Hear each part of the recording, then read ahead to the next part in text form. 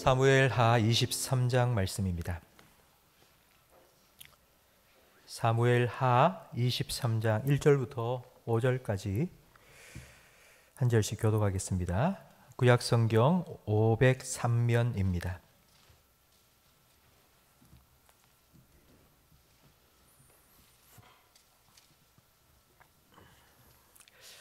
한 절씩 교독하겠습니다. 이는 다윗의 마지막 말이라. 이새의 아들 다윗이 말하며 높이 세워진 자 야곱의 하나님께로부터 기름 부음 받은 자 이스라엘의 노래 잘하는 자가 말하노라. 여호와의 영이 나를 통하여 말씀하시며 그의 말씀이 내 혀에 있도다. 이스라엘의 하나님이 말씀하시며 이스라엘의 반석이 내게 이르시기를 사람을 공의로 다스리는 자 하나님을 경외함으로 다스리는 자여.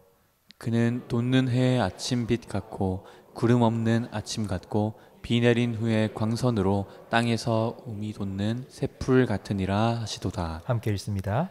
내 집이 하나님 앞에 이같이 아니하냐. 하나님이 나와 더불어 영원한 언약을 세우사 만사에 구비하고 견고하게 하셨으니 나의 모든 구원과 나의 모든 소원을 어찌 이루지 아니하시랴. 아멘. 성도 여러분, 우리 지난 주까지 2주 동안에 걸쳐서 공동의회를 했습니다.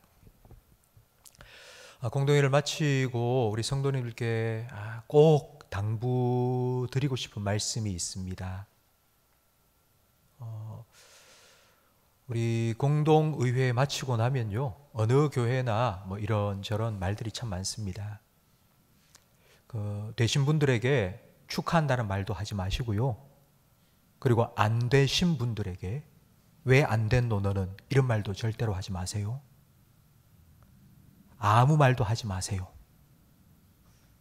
우리가 공동의회를 한 이유는 사람을 세우기 위해서입니다. 사람을 떨어뜨리고 사람을 끊어내기 위해서 하는 것이 결코 아닙니다. 하나님께서 우리 기도에 응답하시고 일꾼을 세워주셨습니다. 그 일꾼들이 11월 달까지 훈련을 잘 받고 임직할 때까지 충성스럽게 잘 준비될 수 있도록 조용히 기도해 주시고, 또 안 되신 분들, 그분들을 위해서도 계속해서 기도해 주시기 바랍니다. 축하한다는 말 하지 마시고요. 그리고 너는 왜 안 됐냐? 이런 말도 하지 마세요. 꼭 당부드립니다. 성도 여러분, 부탁드립니다.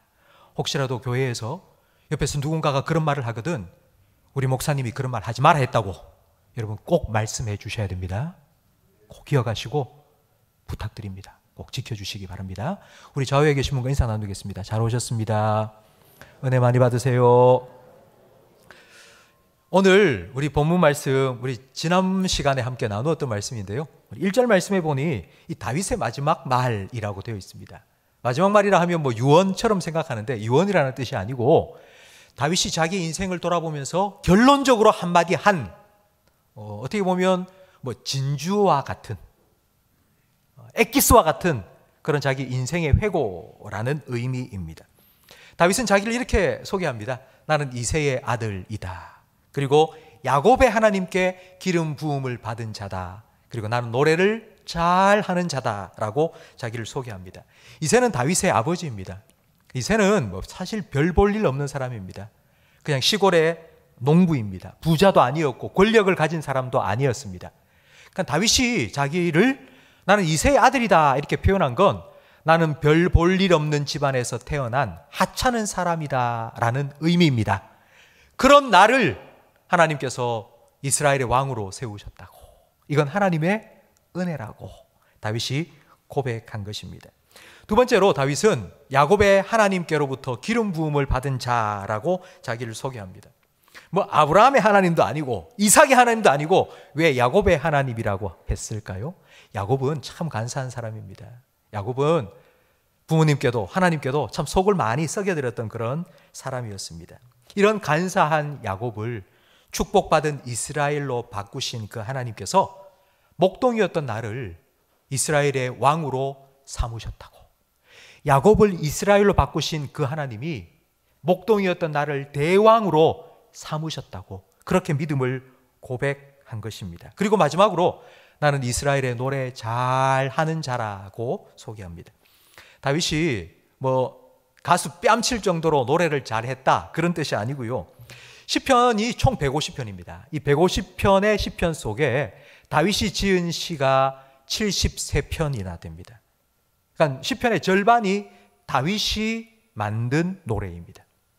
근데 그 시편 절반이나 되는 다윗의 시들을 보면 기쁨의 찬양도 있지만 슬픔의 노래도 많습니다. 고통 속에서 가슴을 치며 울부짖으며 토하듯이 그렇게 기도하는 기도의 노래도 많이 있습니다. 다윗이 나는 노래를 잘하는 사람이다 라고 말한 건 이런 겁니다. 기쁠 때나 슬플 때나 잘 될 때나 힘들 때나 그 어느 순간에도 나는 하나님을 노래하고 찬양할 수 있는 노래를 잘하는 자라고. 내 인생에 어떤 순간에도 모든 것 합력하여 선을 이루시는 하나님을 내가 바라보며 그 하나님을 찬양하고 노래할 수 있는 사람이라고. 그렇게 다윗이 자기를 소개한 것입니다. 이렇게 다윗은 하나님께 택함을 받고 기름 부음을 받고 하나님의 은혜 안에서 이스라엘의 왕이 되었습니다. 왕으로서 다윗은 잘했을까요? 잘 못 살았을까요? 왕으로서 다윗은 잘했을까요? 아니면 잘 못했을까요? 성경의 평가를 우리가 보면 알겠죠. 다윗 이후에 여러 왕들이 있었는데 그 왕들에 대한 평가와 기록이 열왕기 상하에 나와 있습니다. 다윗 이후에 이스라엘과 유다의 여러 왕들 중에 최고의 평가를 받은 왕 두 사람을 꼽는다면 바로 히스기야와 요시야입니다. 그런데 이 열왕기 상하 이 말씀에서 히스기야와 요시야 왕을 어떻게 최고로 극찬을 했는지 우리 성경을 함께 화면을 보면서 읽어보겠습니다. 우리 먼저 히스기야에 대한 말씀을 평가를 함께 읽겠습니다. 히스기야가 그의 조상 다윗의 모든 행위와 같이 여호와께서 보시기에 정직하게 행하여. 히스기야가 하나님 보시기에 정말 좋은 왕이었어요. 근데 하나님께서 히스기야를 칭찬해 주시고 평가를 아주 좋게 해주셨는데 누구와 같다고요? 그러면 다윗은 어떤 왕입니까? 다윗은 이스라엘 역대 왕 중에 최고의 왕이라는 거예요. 다윗과 같았다 이 말은 최고의 찬사입니다. 그리고 요시야에 대한 평가도 읽어보겠습니다. 22장 2절 요시야가 여호와 보시기에 정직히 행하여 그의 조상 다윗의 모든 길로 행하고 좌우로 치우치지 아니하였더라. 아멘. 여기서도 똑같이 나왔죠? 다윗의 모든 길로 행하였다고. 다윗은 이스라엘 역사 중에 가장 모범적인 왕이었을 뿐만 아니라 하나님 마음에 딱 맞는 하나님 마음에 합한 그런 왕이었습니다. 훗날 예수님께서 오셨을 때에 유다 백성들이 예수님을 향하여서 이렇게 불렀죠. 누구의 자손 예수요? 다윗의 자손 예수요. 왜 예수님을 다윗의 자손이라고 불렀을까요? 다윗의 자손, 다윗의 왕위를 이어서 다윗처럼 나라를 다스리고 다윗의 왕국을 다시 회복시키실 그런 기대, 그런 분이 바로 이 예수님일 거야. 그런 기대와 소망을 담아서 예수님은 다윗의 자손이라고. 그러니까 다윗 왕이 얼마나 위대한 왕이었는지를 바로 이 호칭을 통해서 우리는 충분히 알 수 있습니다. 그렇다면 도대체 다윗은 어떻게 나라를 다스렸길래, 다윗이 어떻게 왕의 역할을 감당했길래 이렇게 다윗을 하나님께서 칭찬하시고 백성들도 그렇게 존경하게 되었을까요? 다윗이 어떻게 나라를 다스렸을까요? 오늘 본문 2절 말씀에 나옵니다. 우리 2절 말씀을 함께 읽겠습니다. 여호와의 영이 나를 통하여 말씀하시며 그의 말씀이 내 혀에 있도다. 아멘. 여러분, 여호와의 영이 나를 통하여 말씀하셨다. 그리고 그의 말씀이 내 혀에 있다. 이 말은 다윗이 성경 말씀을 많이 읽고 많이 암송했다. 이런 뜻이 아닙니다. 이런 단순한 뜻이 아닙니다. 여호와의 영이 나를 통해 말씀하셨다는 건 다윗이 내린 지시는 내가 하는 말이 아니라 하나님께서 나에게 주신 하나님의 말씀이라는 뜻입니다. 다윗이 국사를 결정한 그 모든 결정은 내 뜻이 아니라 하나님의 뜻대로 결정한 것이라는 의미입니다. 성도 여러분, 하나님께서는 하나님의 영 성령님을 우리에게 보내어 주셨어요. 근데 성령을 보내주신 이유가 바로 이 다윗처럼 살도록 하기 위해서입니다. 하나님의 말씀대로 하나님의 뜻대로 살아갈 수 있도록 하나님께서는 성령님을 우리에게 보내어 주셔서 우리를 도와주십니다. 요한복음 14장 26절 말씀을 함께 읽겠습니다. 보혜사 곧 아버지께서 내 이름으로 보내실 성령, 그가 너희에게 모든 것을 가르치고 내가 너희에게 말한 모든 것을 생각나게 하리라. 아멘. 이 말씀은요, 예수님께서 성령님께서 오셔서 어떤 일을 할 것인지를 가장 분명하고 명확하게 해주신 말씀입니다. 예수님은 성령이 임하면 병을 고치고 방언 기도를 하고, 아니요, 그런 말씀 안 하셨습니다. 예수님께서 성령이 오셔서 하실 일이 무엇인지 말씀하신 건 이 말씀이에요.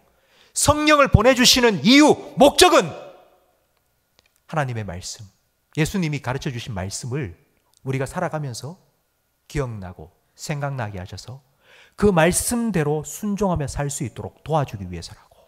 그래서 성령님을 예수님께서는 우리에게 보내어 주신 겁니다. 바울은 이 성령의 역할을 또 다르게 표현했습니다. 조금 다르게 표현했는데요. 고린도전서 2장 10절 말씀도 함께 읽겠습니다. 오직 하나님이 성령으로 이것을 우리에게 보이셨으니 성령은 모든 것, 곧 하나님의 깊은 것까지도 통달하시느니라. 아멘. 축도할 때에 예수 그리스도의 은혜와 하나님 아버지의 사랑과 그리고 성령의 뭐죠? 교통. 그럼 성령께서 교통한다는 게 뭘까요? 성령이 교통한다는 말은 갔다 왔다 한다는 말인데, 그럼 성령은 누구와 누구 사이를 왔다 갔다 하는 거예요? 왜 왔다 갔다 하죠? 성령께서 왜 우리와 교통하시죠? 뭐 때문에? 앞에 나와 있는 이 말씀대로 성령께서 우리와 하나님 사이에 뭘 통달한다고요? 교통하신다고요? 하나님의 깊은 뜻을 우리 마음속에 깨닫게 해주시기 위해서. 그래서 성령께서 교통하시는 거예요. 하나님의 말씀을 우리에게 가르쳐 주시고 하나님의 뜻을 우리가 깨닫도록 하나님과 우리 사이에 계속하여 교제하시고 교통하시고 그렇게 왔다 갔다 하시면서 우리를 도와주시는 분이 바로 성령님이십니다. 바로 이 하나님의 영이 다윗 안에 거하여서 하나님의 말씀을 가르쳐주고 하나님의 뜻을 깨닫게 하시고 다윗은 그 말씀대로 나라와 백성을 다스렸습니다. 그래서 다윗이 하나님 마음에 콕 합한 왕이 되었고 모든 이스라엘 역사 중에서 최고의 왕이 될 수 있었던 것입니다. 그런데 여러분, 다윗이 하나님의 영이 다윗 안에 거해서 그 하나님의 영이 다윗을 통해서 말씀하시고 나라를 다스렸다고 했는데 여기에는 아주 중요한 두 가지 의미가 있습니다. 혹시 여러분 이런 말 들어보셨어요? 옛날에 서울 남산에 일하는 사람, 남산에서 일한다 그런 사람 아시죠? 누군지 아시죠? 그러니까 그 사람들은 이런 말을 했습니다. 나는 새도 떨어뜨려. 그런 말이 무슨 말인지 아시죠? 나는 새도 떨어뜨릴 만한 권력을 가졌다는 뜻입니다. 다윗 시대의 왕이 된다는 건요, 그런 권력의 100배, 1000배를 가진 그런 겁니다. 그러니까 천상천하 유아독존. 하늘과 땅에 나만큼 권력을 가진 사람이 없다. 그러니까 최고의 권력자로서 왕이 하는 말은 곧 법이 되었습니다. 그러니까 그런 시대가 다윗 시대입니다. 그런데 다윗이 내가 원하는 대로, 내가 하고 싶은 대로 내가 다 하겠다 한 게 아니고요. 나는 하나님이 가르쳐 주시는 대로, 하나님께서 내게 말씀하시는 대로 나는 그렇게 나라를 다스리고 백성을 다스리겠다고 그렇게 하나님 앞에 엎드려서 하나님의 뜻을 구하고 하나님 말씀을 듣고 순종한 것입니다. 여러분, 다윗이 이렇게 한 이유가 뭘까요? 내가 권력을 잡았는데, 내가 권력을 잡았는데, 내가 하고 싶은 대로 다 할 수 있는데, 내가 왕인데, 그런데 내가 아니라 하나님이 뜻하시는 대로 이 나라를 다스리겠다고 그렇게 한 이유가 뭘까요? 다윗은 자기가 이새의 아들인 줄 너무나도 명확하게 알았습니다. 나는 정말 보잘것없는 집안에 하찮은 사람일 뿐인데 이런 나를 하나님께서 들어서 왕이 되게 하셨다고 그걸 기억하고 있었던 거예요. 그걸 잊지 않았던 거예요. 하나님이 나를 왕으로 세우셨다고, 내가 잘나서, 내가 잘해서, 그래서 내가 왕으로 뽑힌 게 아니고 하나님께서 나를 세우셨다고 그걸 잊지 않고 기억했기 때문에 다윗은 이렇게 하나님께 고백합니다. 하나님, 이 백성들은 내 백성이 아니에요. 이 백성은 내 백성이 아니고 하나님 백성입니다. 이 백성은 하나님께서 나에게 잠깐 맡겨주신 하나님의 백성일 뿐입니다. 그러니 하나님의 백성을 하나님 말씀대로 잘 다스려야 되는 게 내 역할이니까 내가 그렇게 하나님 말씀대로 잘 다스릴 수 있도록 좀 도와달라고. 다윗은 여호와는 나의 목자라고 고백했습니다. 다윗이 여호와는 나의 목자다라고 할 때에 나는 하나님의 양이라는 뜻이겠죠. 다윗은 이걸 잊지 않았어요.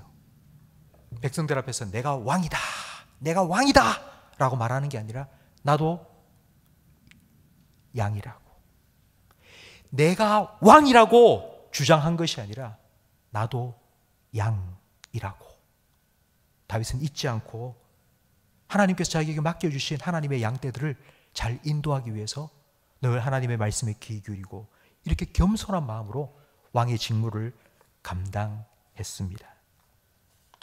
두 번째로 하나님의 영이 다윗을 통해서 말씀하셨다라는 이 말은요, 한 번 정도 하나님의 영이 임해서 하나님의 말씀을 전했다 이런 의미가 아닙니다.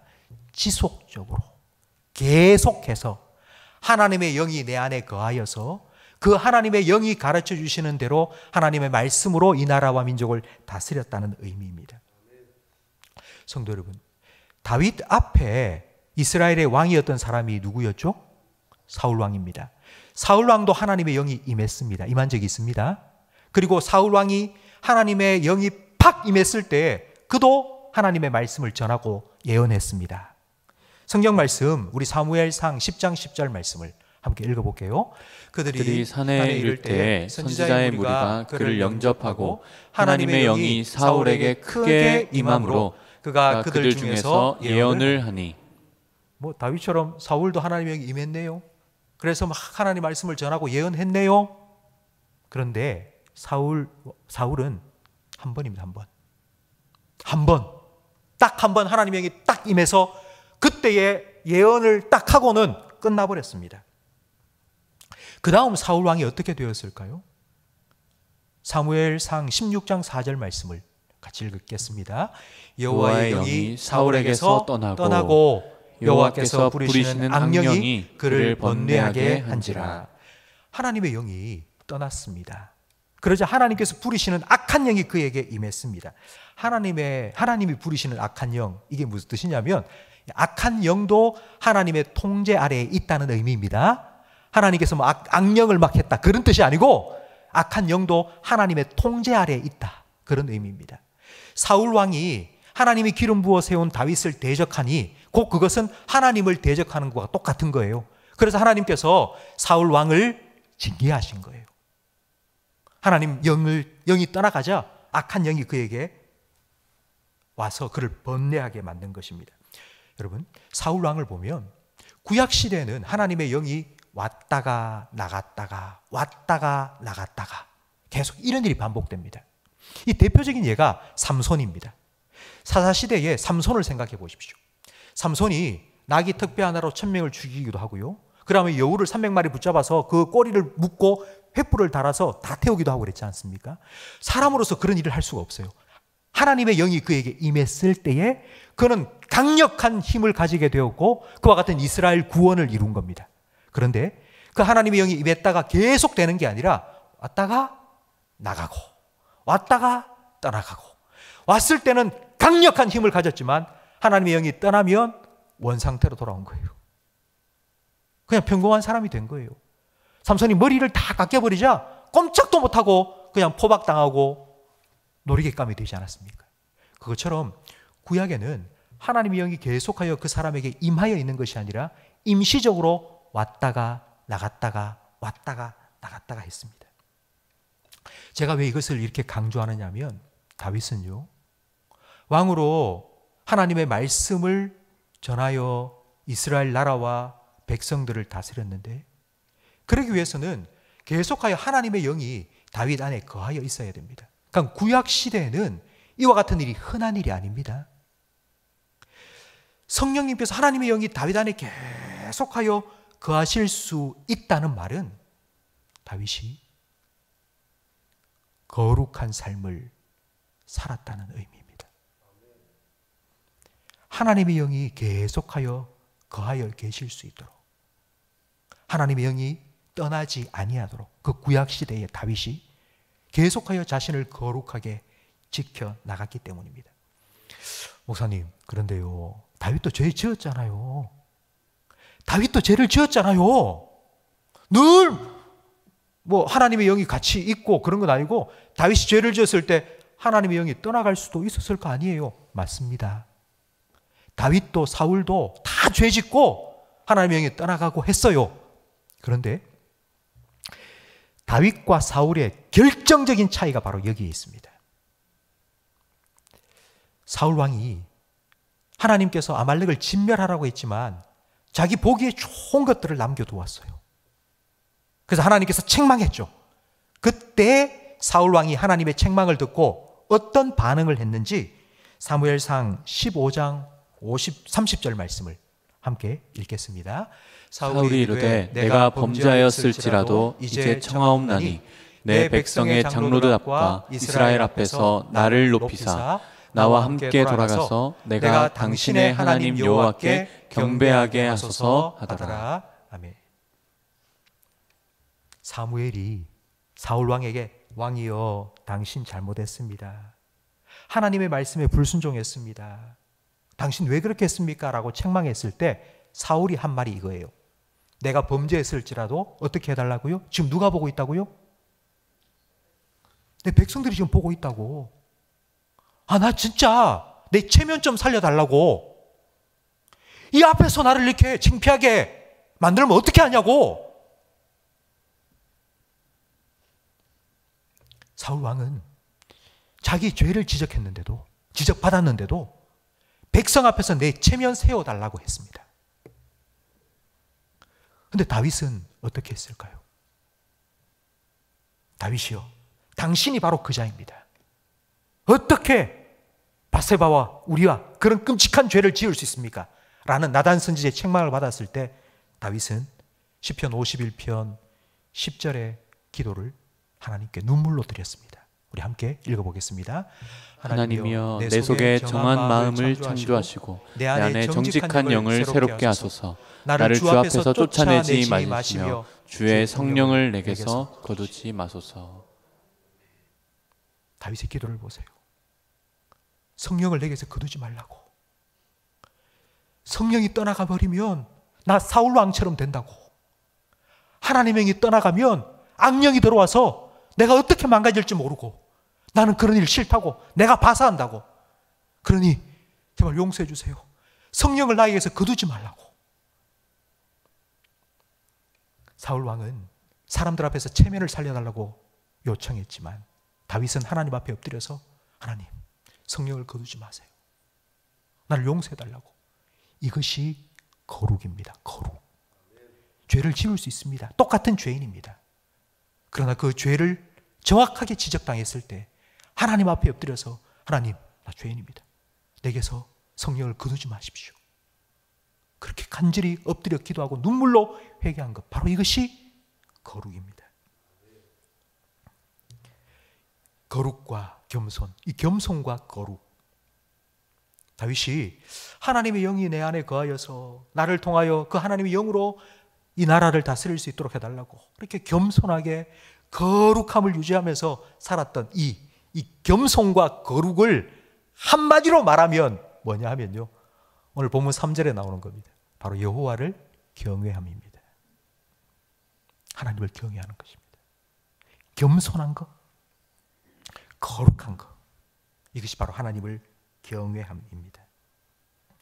다윗이 왕으로서, 최고의 왕으로서 그렇게 왕의 사역을 감당할 수 있었던 이유, 바로 하나님을 경외했기 때문입니다. 그렇다면 성도 여러분, 여호와를 경외하라 이런 말을 많이 들으셨죠? 근데 하나님을 경외한다는 게 어떤 걸까요? 하나님을 경외한다, 이게 무슨 의미일까요? 여러분의 자녀들이 엄마, 아빠, 하나님을 경외한다는 게 무슨 뜻이야? 라고 물었다면 여러분 뭐라고 설명해 주시겠습니까?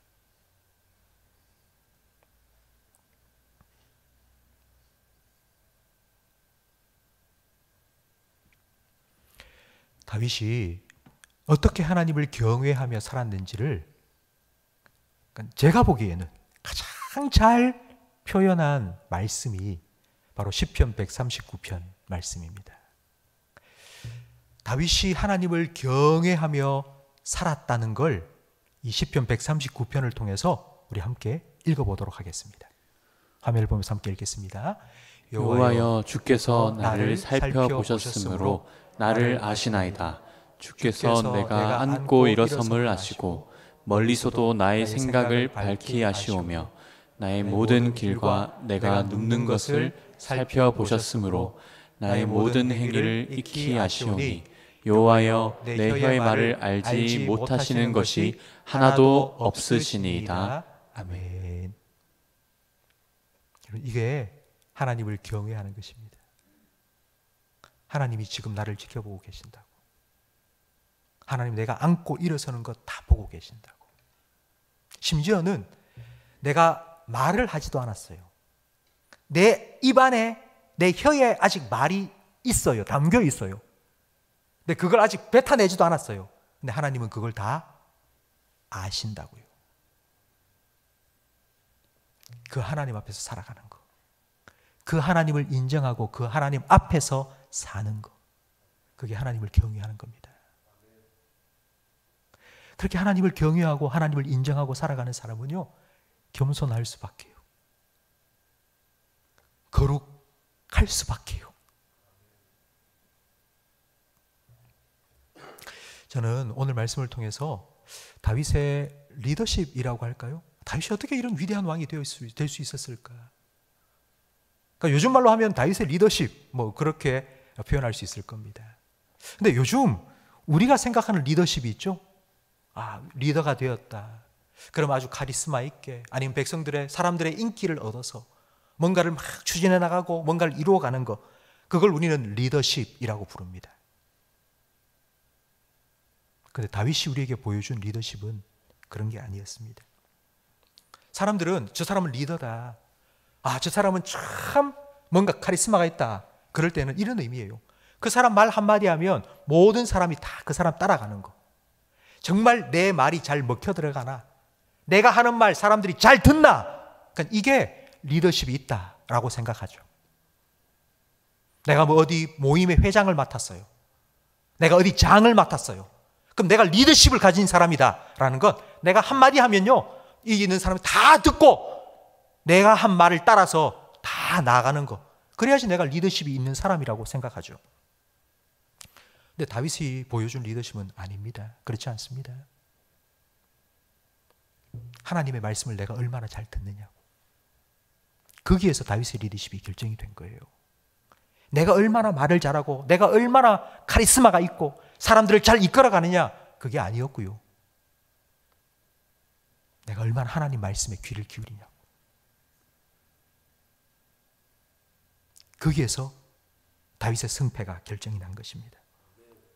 우리는 리더십이 있다, 카리스마가 있다 그러면, 아, 사람들이 나를 두려워하네. 얼마나 나를 두려워하는가. 내가 한마디 하면 막 떨면서 막 다 설설 길면서 내 말을 다 따라오고 내게 순종하는 사람이 되는 거, 여러분, 그걸 우리 리더십이라고 부르는데요, 다윗은 그런 리더십이 아니었습니다. 내가 얼마나 하나님을 경외하고 두려워하는지.